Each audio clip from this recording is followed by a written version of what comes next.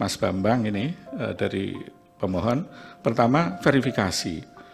Jadi kalau kita bermasalah itu mendefinisikan bermasalah itu apa? Apakah bermasalah itu menyebabkan hasilnya berbeda atau hasilnya hanya menimbulkan keributan saja?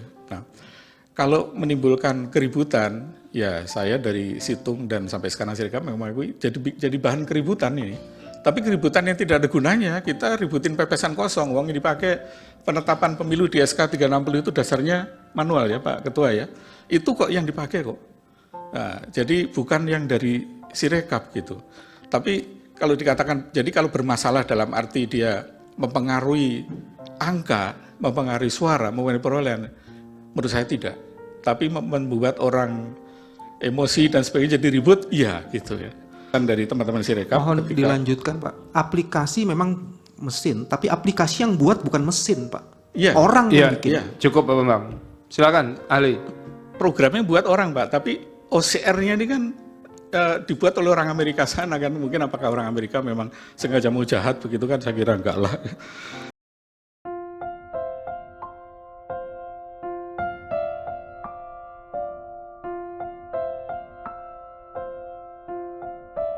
Ini temuan, Prof.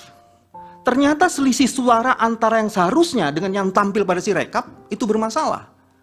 Dan ini kita dapatnya ribuan. Saya nggak mau sebut ratusan ribu ya. Dan turunkan lagi satu lagi. Oh. Ini pertanyaan berkaitan dengan pertanyaan pertama tadi. Apakah ini tidak cukup dijadikan dasar telah terjadi fraud di situ? Dan seharusnya kemudian dilakukan IT forensik. Baik mobil apps maupun Sirekap seharusnya kan memiliki ini. Ahli. Keamanan data, transparansi dan akuntabilitas serta audit dan verifikasinya. Pertanyaan berkenaan dengan ini, apa pendapat ahli terhadap mobil apps dan Sirekap kita berkaitan dengan keamanan data, transparansi dan akuntabilitas dan audit dan verifikasi? Itu ada masalahnya di situ. Apakah tidak cukup bukti terjadi fraud? Saya bukan ahli hukum, tapi saya pernah mendengar begini, bahwa fraud itu salah satu syaratnya adalah ada mens rea. Ini jadi sok tahu hukum ya. Ada niat di situ. Nah, sementara yang mengkonversi gambar menjadi angka itu kan software, aplikasi, sistem sebuah aplikasi. Apakah aplikasi itu punya niat? Kan tidak. Karena aplikasinya itu kan sudah di-training dengan data oleh developer ini, nanti bisa ditanya pada developer, di-trainingnya dengan tulisan tangan berapa banyak dan sebagainya, biasanya itu dengan ribuan tulisan tangan. Tetapi biarpun di-training dengan ribuan tulisan tangan, tetap namanya mesin itu tidak seperfect manusia, pasti ada kesalahan. Penjelasan dari teman-teman Sirekap. Mohon dilanjutkan Pak. Aplikasi memang mesin, tapi aplikasi yang buat bukan mesin Pak. Iya. Orang yang bikin. Iya. Cukup Pak Bambang. Silakan ahli. Programnya buat orang Pak, tapi OCR-nya ini kan dibuat oleh orang Amerika sana kan. Mungkin apakah orang Amerika memang sengaja mau jahat begitu kan, saya kira enggak lah. Itu kan mereka menggunakan tools OCR. OCR itu bukan dibuat oleh teman-teman ITB. Itu menggunakan namanya neural network saya kira ya. Dan itu sudah sebuah paket lah begitu ya. Nah, jadi kalau tidak ada manusia di sana, siapa yang mau disalahkan? Ini kan menjadi problem ya.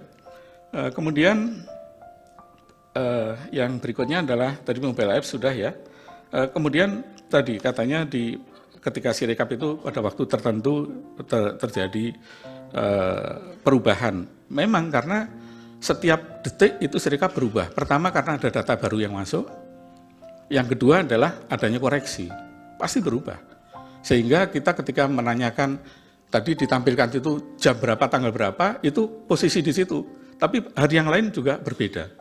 Nah kemudian tadi disampaikan juga bahwa teman-teman ini masih punya akses kepada Sirekap sampai sekarang. Saya tidak tahu caranya dari mana, karena kalau mereka melakukan akses ilegal, ancamannya Undang-Undang ITE. Jadi harus diingat juga bahwa peretasan maupun akses yang tidak legal itu bisa diancam pidana 6 tahun. Nah saya tidak tahu apakah betul mereka bisa akses sampai tadi malam, karena perhitungan suara manual kan sudah selesai tanggal 20. Mestinya kan sudah tidak ada lagi perubahan, di Sirekap mau dirubah apapun nggak ada gunanya. SKKPU 360 sudah keluar tanggal 20 Mei. Jadi per 20 Maret. Per 20 Maret itu sudah freeze, suara nggak akan ada berubah. Jadi andaikan Sirekap dihapus datanya pun juga nggak ada pengaruhnya begitu loh, istilahnya begitu. Karena keputusan KPU sudah keluar, keputusan ini sudah keluar yang nggak bisa dirubah kecuali SK-nya KPU yang dirubah begitu. Kemudian untuk Bang Refli, ya, kenapa suara sah beda dengan suara paslon?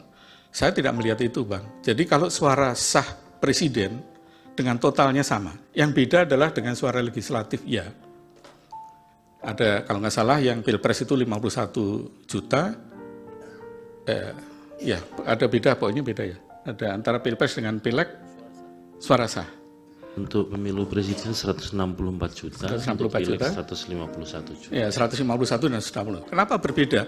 Ya kita tidak tahu, mungkin pemilih, terutama pemilih di desa ya, daripada pusing milih yang partai yang banyak itu, yang calonnya banyak, dia mungkin hanya milih Pilpres saja, tapi tidak milih Pileg, mungkin begitu ya.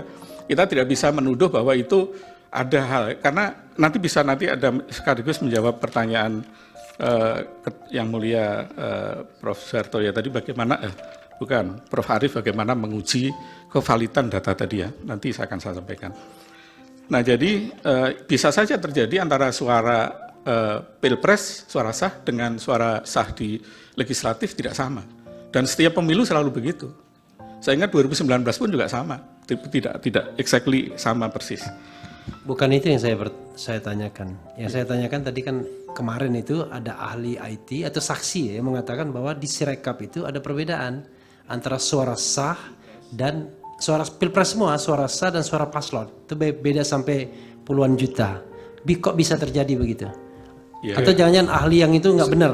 Kan Bapak bisa Sudah Pak gitu. Refli, cukup. Kan nanti kita bandingkan aja dengan kawal pemilu dan yang lain. Kalau hasilnya kawal pemilu juga seperti itu, ya mungkin jangan-jangan ahlinya mungkin nggak di saat ini, silakan nanti majelis yang menilai lah ya. Kalau kita tidak punya akses kepada kode sumber atau source code dari program Sirekap, nggak akan bisa. Nah, yang kedua adalah bahwa tadi sudah saya tampilkan perbandingan antara Sirekap, nanti sekaligus menjawab pertanyaannya Prof. Suhartoyo tadi. Yang NGO-NGO itu juga menggunakan mekanisme mirip seperti Sirekap. Mereka juga mengupload C1, tapi mereka punya relawan-relawan, diupload ke sistem mereka, jadi mereka punya Sirekap versi mereka lah, gampangannya begitu. Tetapi kalau saya baca di media, misalnya Pak Hadar Gumai itu dengan jaga pemilunya, dia mengatakan bahwa jaga pemilu itu lebih akurat, karena apa? Karena diverifikasi. Tapi ternyata diverifikasi pun hasilnya nggak beda jauh dengan hasil akhir dari KPU begitu ya. Jadi saya tidak bisa melihat bahwa itu bisa dikunci. Itu kalau dikunci berarti nanti yang paralel account yang lain dikunci juga dong, hasilnya sama kok gitu.